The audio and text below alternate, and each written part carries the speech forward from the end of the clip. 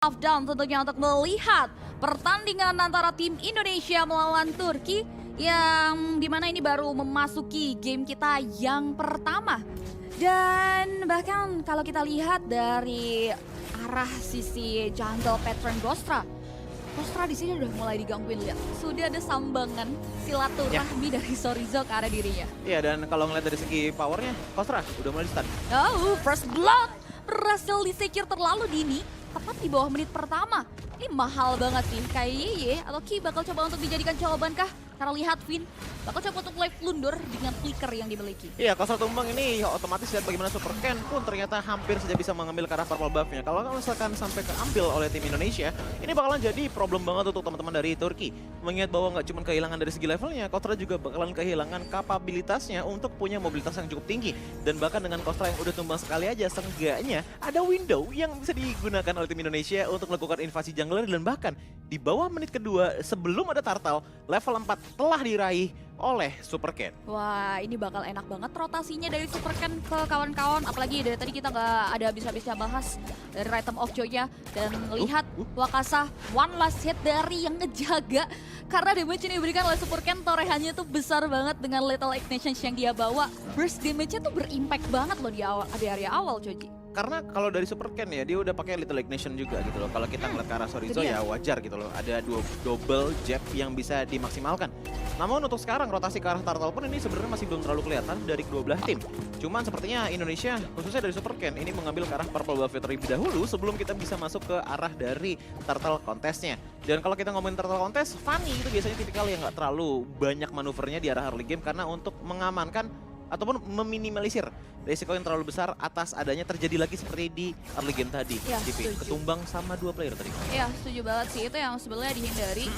Ghostra juga pasti gak bakal itu. Dia bakal coba untuk cari perolehan, bahkan dia harus di pressure, harus regen HP terlebih dahulu yang sebetulnya bakal wasting time juga buat dia masuk ke area objektif Turtle. Kemungkinan ini akan free Turtle di tangan Super Ken karena lihat sudah ada satu buah serangan lagi yang diberikan oleh 3 pemain Indonesia yang ngebuat dari sisi Ghostra-nya juga nggak bisa masuk ke area purple buff.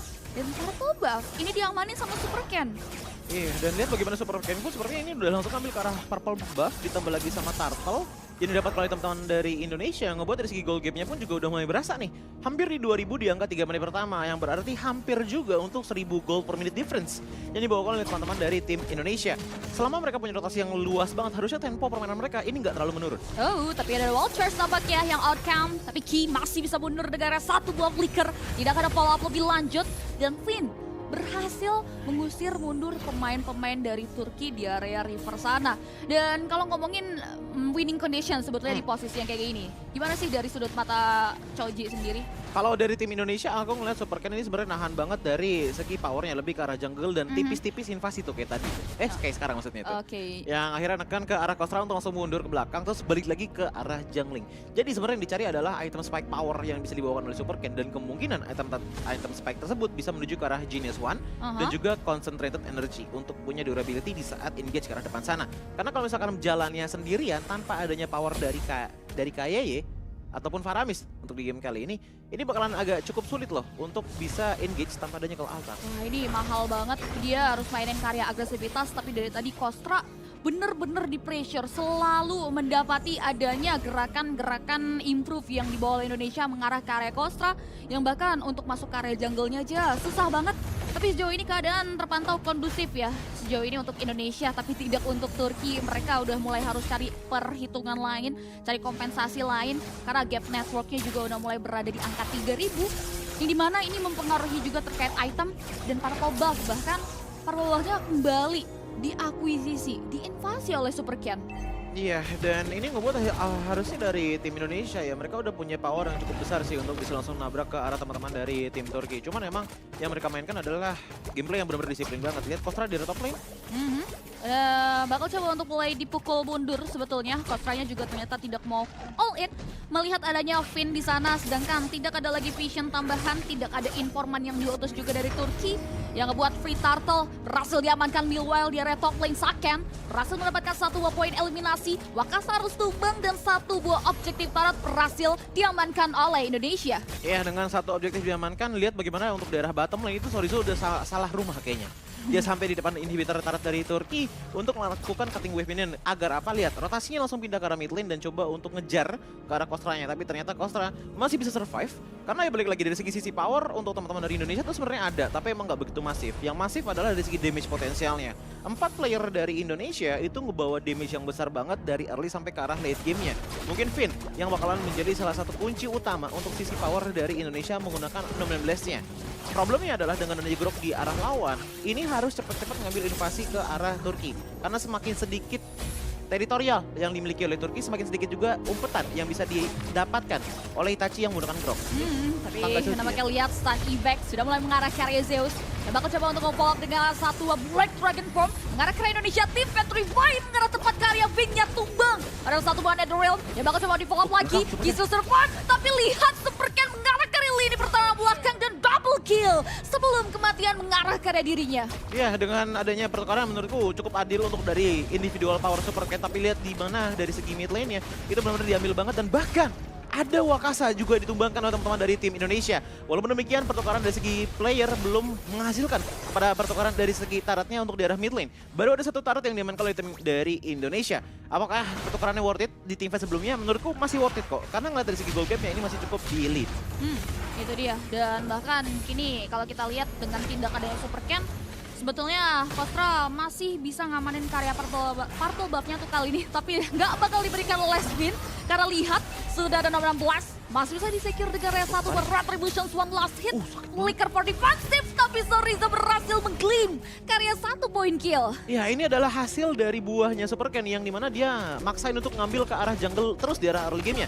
Dan lihat bahwa di arah mid lane pun inisiasi belum selesai. Wakasa mencoba untuk pulang, Cipi. Gila, double kill berhasil disecure. Wakasa pun berhasil dieliminasi. Kekosongan terjadi di area bawah, tapi shutdown out of nowhere berhasil diamankan dengan adanya out of positions dari Sorizo juga yang berhasil dieliminasi. At least ini bisa jadi satu hal untuk memulihkan perekonomian dari Turki. Harusnya bisa, cuman justru faktanya ini makin jauh lagi dari segi goal gap-nya. Karena tadi kita ngelihat ya power dari Supercan bahkan satu kali bunyi dari Electrifying Beats itu ngilangin satu bar HP-nya dari Zeus yang menggunakan Yuzong di game kali ini. Berarti damage potensialnya udah besar banget dan sangat berbahaya banget bagi Rongen kalau misalkan bermain agak overcommit dari depan, apalagi menggunakan Novaria yang dalam tanda kutip dari segi skill melakukan escape mechanism-nya itu cuma ada di spell-nya menggunakan sprint. Itu dia.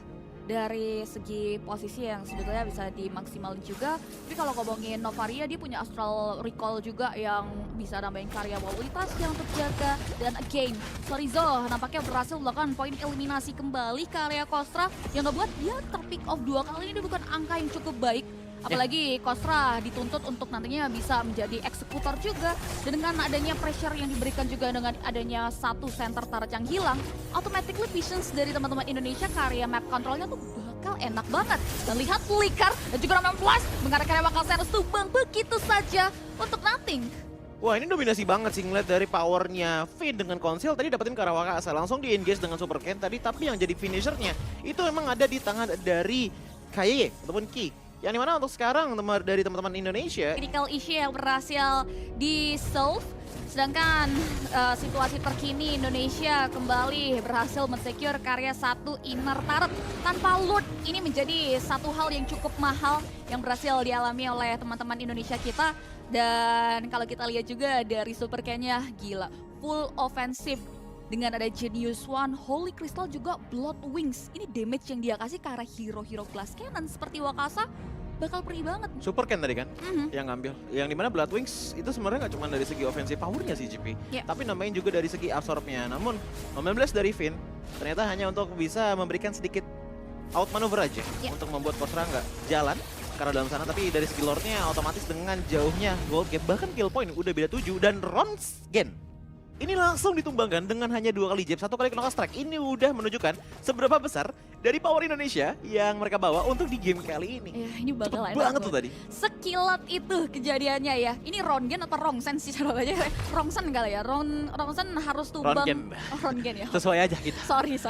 Rongen aja. Oke. Rongennya harus tumbang untuk kali kedua. Angka yang tidak cukup bagus untuk dirinya. Apalagi tadi udah dibahas juga ya sekilas. Bagaimana Rongen, ruang lingkupnya bakal dipersempit lagi, pasif Tarut udah aktif. Dan fokus dari Indonesia bakal langsung marah ke mid lane base. Lordnya bakal coba untuk lebih tahan. Sedangkan Sorizo bakal coba untuk memberikan satu buah distraction yang pasti ke area teras supaya dimiliki oleh Turki. Dua base terpantau berhasil mereka hancurkan. Belum mau overextend, wave minion juga tidak bisa dimaksimalkan.